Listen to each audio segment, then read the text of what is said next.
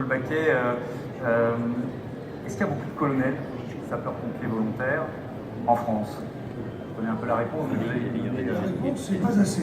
Voilà. Voilà. Mais les choses évoluent.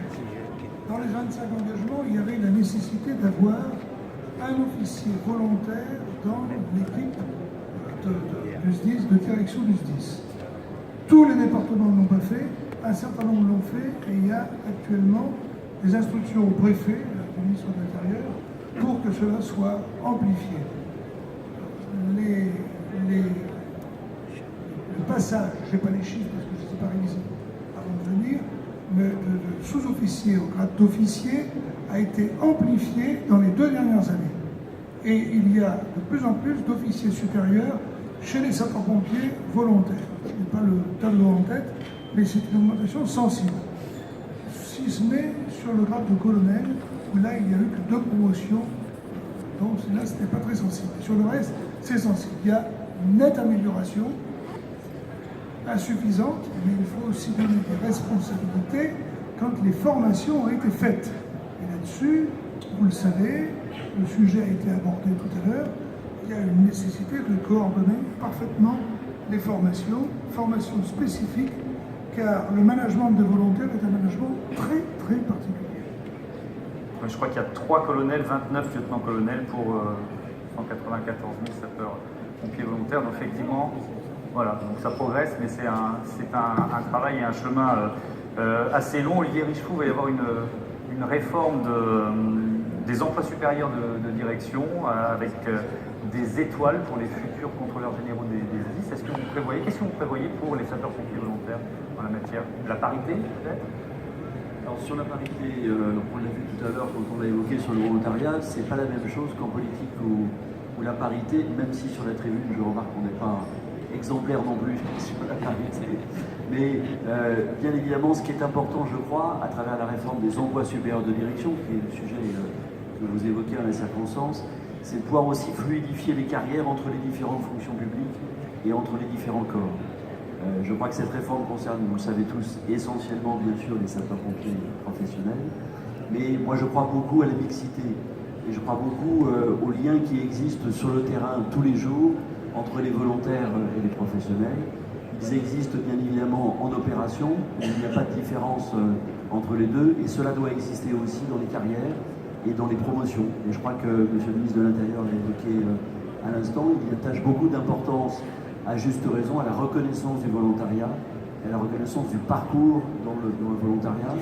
Nous attachons, nous, au sein de la conférence nationale, à tenter l'équilibre aussi entre la vie des professionnels et la vie des volontaires, et la fédération qui représente les volontaires y tient un rôle particulièrement important.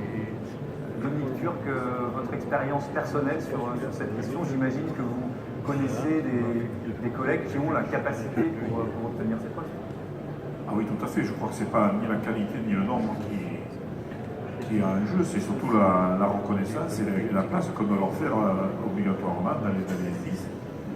Et pour rappeler, c'est un petit peu comme tous les 25 points de l'engagement, c'est surtout la déclinaison au niveau du département qui est importante. Et il ne manque pas de compétences chez les volontaires, et je dirais tout à fait modestement dans mon département, qui est un des moins peuplés de France, je le reconnais, mais j'ai toutes les responsabilités opérationnelles de même niveau, du plus haut niveau que les salariés professionnels. Mais soyez rassurés tous, et je ne suis pas le seul compétent dans ce pays, il y a vraiment des bataillons entiers de volontaires qui peuvent prendre les mêmes fonctions que moi, mais il faut une volonté locale, et il ne faut pas aussi qu'on concentre les responsabilités qu'on a dans cet officier volontaire uniquement au volontariat. Il est aussi bon pour tout le reste, pour l'organisation managériale du SDIS, pour les fonctions opérationnelles, et n'est pas le faire valoir du volontariat et qui prenne un strapontin dans une équipe de direction. C'est une place pleine et entière à la hauteur du pourcentage que représentent les volontaires dans l'organisation des secours dans notre pays.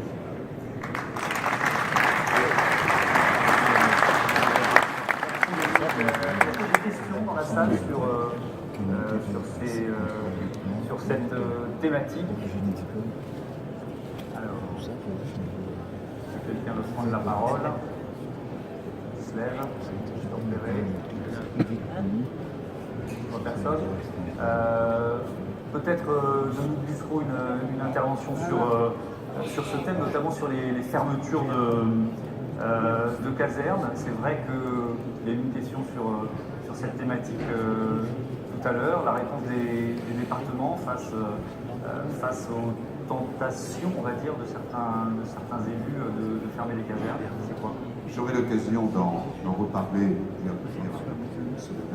dans un instant, avant l'intervention du ministre de l'Intérieur, mais la position des départements, Pierre Richefou et Claude Léonard nous représentent sur ce dossier, est une position de pragmatisme. Il ne s'agit pas de fermer pour fermer, il ne s'agit pas de faire de l'économie et pas de l'humain. Il s'agit de regarder les situations et comment, il y a la dernière à Agen également, on peut dans un département dégager un maximum de moyens pour les locaux, pour le matériel, pour les pompiers, et ne pas perdre de l'argent inutilement sur des charges d'isolement, d'administration, ou des choses qu'on pourrait essayer de mutualiser, soit entre SDIS, soit entre SDIS et département. Donc ma position là-dessus est une position d'un grand pragmatisme. C'est très compliqué de fermer un centre, il faut vraiment l'expliquer et que le dialogue ait lieu avant avec les élus et avec les pompiers et avec la population.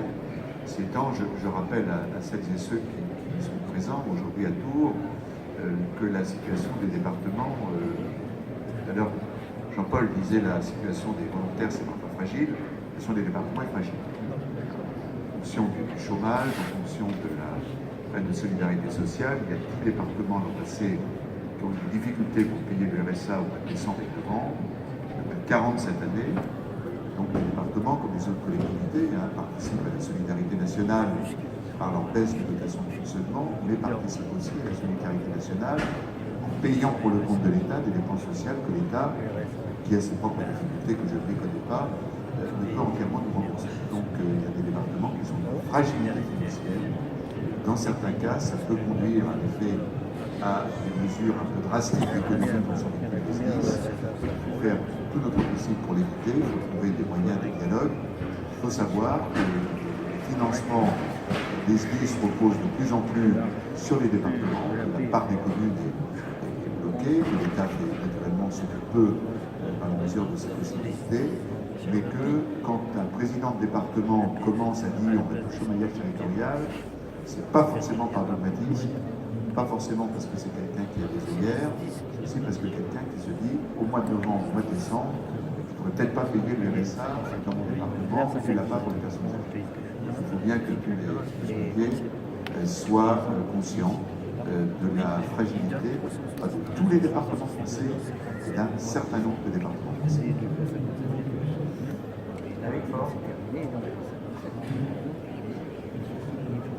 Monsieur le Président, merci de ces éléments, mais je regrette. Le volontariat sur le territoire, de manière économique, c'est 15% du budget des SDIS. 15% du budget des SDIS. On ne peut pas faire croire aux 200 000 sapeurs-pompiers volontaires, à ceux qui exercent dans plus de 6 000 casernes où il n'y a que des volontaires. Les autres ont cité que fermer des casernes, toucher avec ces 15%, ça va permettre d'assurer la pérennité financière des départements. C'est pas possible. Vous avez 15% des finances des SDIS qui font aujourd'hui 66% de l'activité opérationnelle. De grâce, c'est pas là qu'il faut faire des économies.